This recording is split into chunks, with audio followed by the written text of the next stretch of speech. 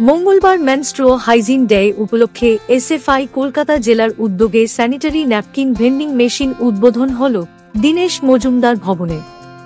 উদ্বোধন করলেন কলকাতা দক্ষিণের সিপিআইএম প্রার্থী কমরেড সায়রা শাহ হালিম, ঝাড়গ্রাম লোকসভার প্রার্থী কমরেড সোনামণি টুডু, এসএফআই কেন্দ্রীয় কমিটির নেতা কমরেড ঐশী ঘোষ।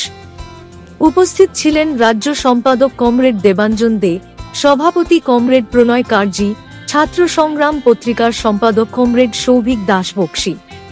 আগামী দিনে প্রতিটা শিক্ষা প্রতিষ্ঠানে, পাবলিক প্লেসে এই স্যানিটারি ন্যাপকিন ভেন্ডিং মেশিন বসানোর জন্য লড়াই চলবে বলে জানিয়েছেন তাঁরা।